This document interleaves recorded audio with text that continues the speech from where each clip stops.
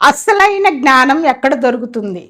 మనకు కావలసిన తెలివితేటలను మనం ఎక్కడి నుంచి సంపాదించుకుందాం? నిన్నటి దినాన మనము జ్ఞానానికి పునాది ఏంటో తెలుసుకున్నాము. ఈరోజు మనము ఒక ప్రాక్టికల్ విషయం గురించి ఆలోచిద్దాం. మనకి జీవితంలో ఏదైనా తెలియలేదనుకో, చదువుకున్నోళ్ళైతే వెంటనే గూగుల్‌ని అడుగుతారు. లేకపోతే వివిధ రకాల ఆర్టిఫిషియల్ ఇంటెలిజెన్స్ వచ్చినాయి ఈ మధ్య. వాటి నుండి ఆ సమాచారాన్ని వాళ్ళు సేకరిస్తారు. చదువు రానోళ్ళైతే ఏ పక్కనోళ్ళనో చదువుకున్నోళ్ళని అడిగి ఆ సమస్యకు పరిష్కారం తెలుసుకుంటారు. ఒకవేళ సమాచారం కోసం ఇవన్నీ ఉన్నా, జీవితంలో ఒక ముఖ్యమైన నిర్ణయం తీసుకోవాల్సి వచ్చిందనుకో, అది అప్పుడు గూగుల్‌ని అడిగితే అది సరైన సమాధానం ఇస్తుందా? మనకు కావలసిన తెలివిని, జ్ఞానాన్ని అది ఇవ్వగలుగుతుందా? ఇవ్వలేదు.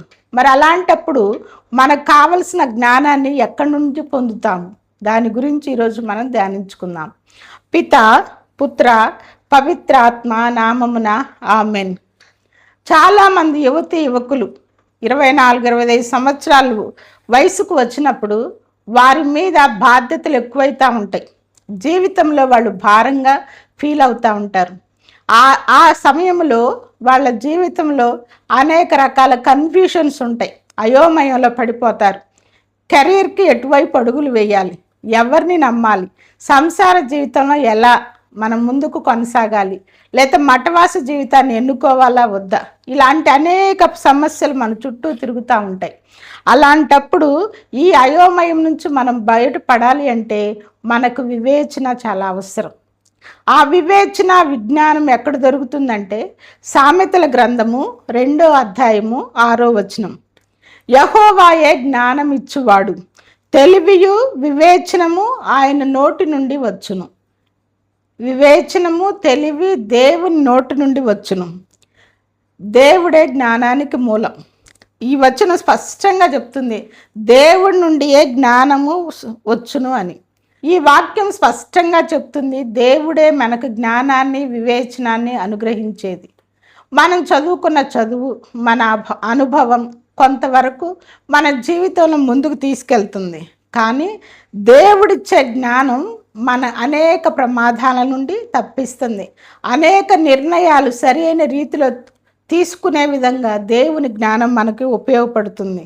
అందుకనే దేవుడి వాక్యం ఈ విధంగా పలుకుతుంది. దేవుడు బైబిల్ గ్రంథం ద్వారా మనతో మాట్లాడతాడని.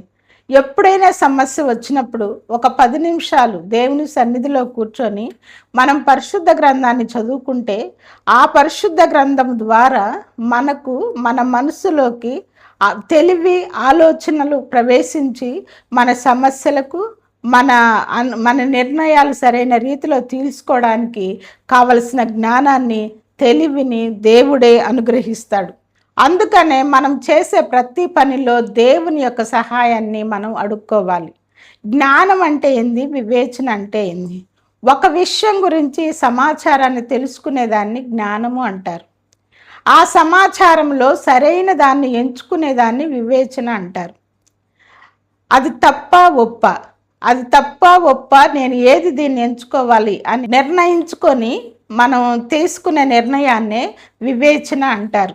కొన్నిసార్లు డెసిషన్ మేకింగ్స్ తీసుకోవాల్సి వచ్చింది. Career guidance, decision making. కొన్నిసార్లు మన జీవితంలో కొన్ని నిర్ణయాలు, అత్యవసరమైన నిర్ణయాలు తీసుకోవాల్సి వస్తుంది.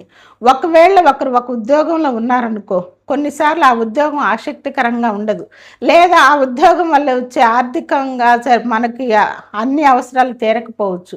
అలాంటప్పుడు ఈ ఉద్యోగంలో కొనసాగాలా, ఉండాలా, లేకపోతే వేరే బిజినెస్లో నా డబ్బుని ఇన్వెస్ట్ చేయాలా వద్దా, లేకపోతే నా సంసార జీవితాన్ని ముందుకు ఎలా నడిపించుకోవాలి, ఇంకా నేను జీవితంలో ఎలా ముందుకు పోవాలి, ఇలాంటి సమస్యలు వచ్చినప్పుడు పరిశుద్ధ గ్రంథం మనకు చక్కటి క్లారిటీ ఇస్తుంది.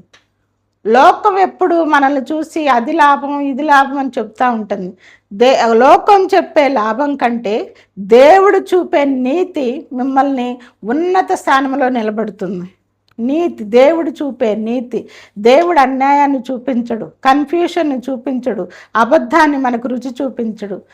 నిజాన్ని, నీతిని మనకు నేర్పించి తద్వారా మనల్ని అత్యున్నత స్థానంలో నిలబెడతాడు. సో ఆ నీతిని మనం పరిశుద్ధ గ్రంథం ద్వారా తెలుసుకుంటాము. మనుషుల మాట వర్సెస్ దేవుని మాట. అందరూ సలహాలు ఇస్తూనే ఉంటారు. ఊరకిచ్చేయి కదా, డబ్బులు లేకుండా వచ్చే మాటలు కాబట్టి సలహాలు ఎవరైనా ఇస్తూనే ఉంటారు.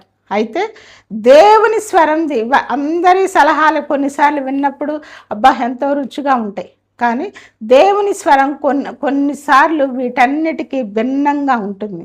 కానీ దేవుని దగ్గర మనం ఆ స్వరాన్ని విని ఆ జ్ఞానాన్ని మన జీవితంలో అన్వయించుకుంటే మనం అసలు ఒత్తిడికి లోనయ్యే పనే ఉండదు, టెన్షన్ పడే పనే ఉండదు. మన పనులు సాఫీగా సాగిపోతూ ఉంటాయి. అయితే ఈ జ్ఞానాన్ని మనం ఎక్కడ సంపాదించుకోవాలి, ఎలా సంపాదించుకోవాలి, ఎవరిని అడగాలి అని మనకు ఒక డౌట్ రావచ్చు. అందుకనే యాకోబు గారు రాసిన లేఖ 1వ అధ్యాయము 5వ వచనం ఈ విధంగా చెప్తుంది. మీలో ఎవరికైనా జ్ఞానము కొదవగా ఉన్న ఎడల అతడు దేవుణ్ణి అడగవలేను. దేవుణ్ణి అడగటం అంటే మన మన తగ్గింపుతనాన్ని, మన తెలివి లేనితనాన్ని మనం దేవుడి దగ్గర ఒప్పుకోవాలి. అలా ఒప్పుకుంటే దేవుడు తన ఐశ్వర్యముతో, తన తెలివితేటలతో మనల్ని నింపి మనల్ని ఐశ్వర్యవంతులుగా, మనల్ని జ్ఞానవంతులుగా దేవుడు పైకి లేపుతాడు.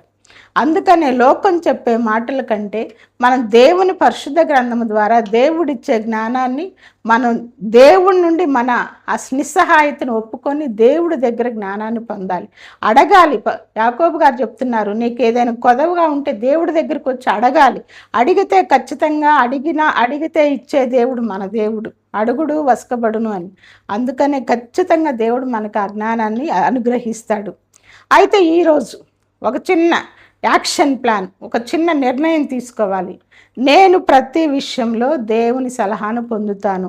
ఒకవేళ ఈరోజు మీరు ఏదైనా ముఖ్యమైన నిర్ణయం తీసుకోవాల్సి వచ్చిందనుకోండి, లేదా మీరు ఏదైనా చిన్న సమస్యలో ఉన్నారనుకోండి, ఏం చేస్తారు? ఈరోజు ఒకటి చెయ్యాలా?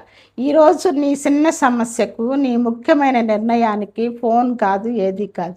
నీ ఫోన్ ఒక 5 నిమిషాలు పక్కన పెట్టు. ఒక 10 నిమిషాలు దేవుని సన్నిధిలో మోకరిల్లి ప్రార్థించు. ప్రభువు నీకు కావలసిన వివేచనాన్ని ఇస్తాడు. ఆ సమస్యను ఎదుర్కోవడానికి, ఆ ముఖ్యమైన నిర్ణయం తీసుకోవడానికి కావలసిన వివేచన, ఏది కరెక్టు, ఏది తప్పు, నువ్వు ఎలా ముందుకు కొనసాగాలి అని దేవుడు ఖచ్చితంగా నీకు వసుకుతాడు. అందుకనే ఎంతమంది మీ తెలివితేటల మీద ఆధారపడి ఉంటున్నారు? ఎంతమంది దేవుని మీద ఆధారపడి ఉంటున్నారు?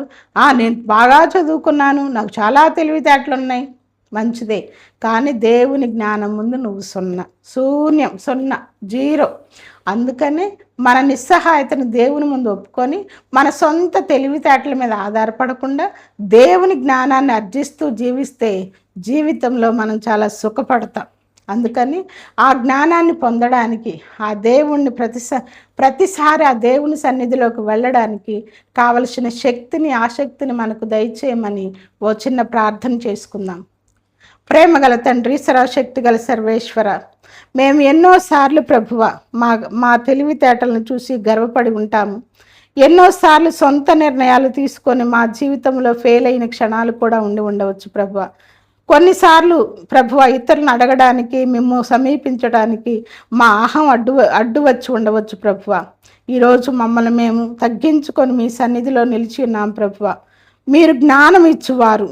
నా సొంత ఆలోచనలు కొన్నిసార్లు నన్ను దారి తప్పించవచ్చు, కానీ మీ నోటి నుండి వచ్చే వివేచన నన్ను స్థిరపరుస్తుంది. ఈరోజు నాకు సరి అయిన నిర్ణయాలను తీసుకునే శక్తినివ్వండి, మంచి జ్ఞానాన్ని ఇవ్వండి. తద్వారా జీవితంలో నాకు ఎదుగుదలను, ఉన్నత స్థానాన్ని ప్రసాదించమని వేడుకొనుచున్నాము తండ్రి. ఆమెన్. దేవవరప్రసాదం చేత నిండిన మరియమ్మ వందనము. ఏలిన వారు మీతో ఉన్నారు, స్త్రీలలో ఆశీర్వదింపబడిన వారు మీరే. మీ గర్భఫలముకు జేసు ఆశీర్వదింపబడిన వారగునే. పరిశుద్ధ మరియమ్మ సర్వేశ్వరుని యొక్క మాత, పాపాత్ములైనడు మా కొరకు ఇప్పుడును మా మరణ సమయమందును ప్రార్థించండి. ఆమెన్. పిత, పుత్ర, పవిత్రాత్మ నామమున ఆమెన్. ఈరోజు మనం ఒక డిక్లరేషన్ ఇవ్వాలి, ఒక దేవుని ముందు ఒక మాట ఇవ్వాలి. ఏం మాట అంటే, అందరు నా తర్వాత చెప్పండి, నా దేవుడు నాకు జ్ఞానం ఇచ్చువాడు. చెప్పండి అందరూ, నా దేవుడు నాకు జ్ఞానం ఇచ్చువాడు, ఆయన వివేచన నన్ను నడిపించును. ఆయన వివేచన నన్ను నడిపించును. నా దేవుడు నాకు జ్ఞానమునిచ్చి నన్ను వివేచనతో ముందుకు నడిపించును అని. కనుక ప్రియమైన స్నేహితులారా, ప్రతిరోజు మనము రోజుకొక జ్ఞానానికి సంబంధించిన సామెతను తెలుసుకొని జీవితంలో మనకు కావలసిన జ్ఞానాన్ని అర్జించుకుంటూ ముందుకు వెళదాం. రేపటి దినాన మనము మన స్వబుద్ధి వలన, మన సొంత నిర్ణయాల వలన మనం ఏమి కోల్పోతున్నామో తెలుసుకుందాం. అందువల్ల మీరందరూ నాతో ఏకీభవించి ప్రార్థించినట్లయితే మనందరం మంచి జ్ఞానాన్ని పొంది, సొలొమోను వలె మంచి జ్ఞానాన్ని పొంది మన జీవితాలను చక్కగా ఫలప్రదం చేసుకుందాము. Thank you. God bless you.